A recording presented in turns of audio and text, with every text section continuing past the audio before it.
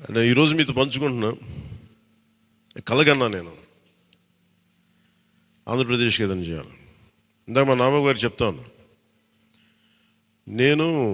మా నాన్న ప్రభుత్వ ఉద్యోగి, మా నాన్న ప్రభుత్వం జీతం తీసుకునేవాడు, రుణపడి ఉందంట. నేను కూడా చెప్తున్నాను, రూపాయి తీసుకున్నాను, సంపూర్ణ జీతం తీసుకుంటాను ఎమ్మెల్యేకి. తర్వాత నేను ఇవ్వాల్సింది ఇచ్చేస్తాను, అది పెద్ద పట్టించుకుని. కానీ ఎందుకు తీసుకుంటానంటే, ఆంధ్రప్రదేశ్ ప్రజల సొమ్మును తింటున్నా ఆ బాధ్యత అనుక్షణం గుర్తు చేసుకోవడానికి. ప్రతి రూపాయికి రేపు పొద్దున నన్ను ప్రజలు చొక్కా పట్టుకుని నిలదీయాలి, అందుకని తీసుకుంటాను. నీకు డబ్బులు ఇచ్చావరా మా ట్యాక్స్ పెయిడ్ మనీతోటి, నువ్వు ఎందుకు పని చేయట్లేదు అని ప్రజలకు హక్కు ఉండాలటడానికి కోసం నేను డబ్బు తీసుకుంటాను.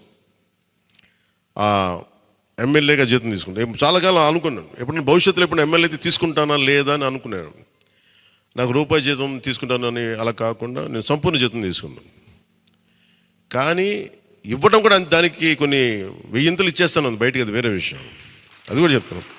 కాకపోతే ఎందుకు జీతం అంటే మనం ఎందుకు తీసుకుంటాం అని నేను ఎందుకు చేస్తున్నాను అంటే, ఈ డబ్బు ప్రజల కష్టం నుంచి, రక్తం, చెమట, స్వేదం నుంచి వచ్చింది. అది ఆ డబ్బు ముట్టుకున్నప్పుడు నాకు బాధ్యత గుర్తు రావాలి, అందుకని నేను అది కూడా నిర్ణయం తీసుకున్నాను. సో మీ అందరికీ కూడా నా ప్రత్యేక ధన్యవాదాలు. మనందరం కూడా జవాబుదారీతనం ప్రభుత్వం ఎలా ఉంటుందో చూపిద్దాం. నిజమైన లా మేకర్, చట్టాలను చేసేవాడు. వీఆర్ ఆల్ లా మేకర్స్, చట్టాలను చేసేవాళ్ళం, చట్టాలను పరిరక్షించాల్సిన బాధ్యత ఉన్నవాళ్ళం. How a true lawmaker would be will show them. బలమైన వ్యవస్థను నడిపే వాళ్ళు ఎలా ఉంటారు. భవిష్యత్తులో పొలిటికల్ లీడర్ అవ్వాలంటే చాలా ఇన్స్పిరేషన్ ఇవ్వాలి. మీ అందరినీ ఆ ఇన్స్పిరేషన్ కోరుకున్నాను, ప్రతి ఒక్కరి దగ్గర నుంచి.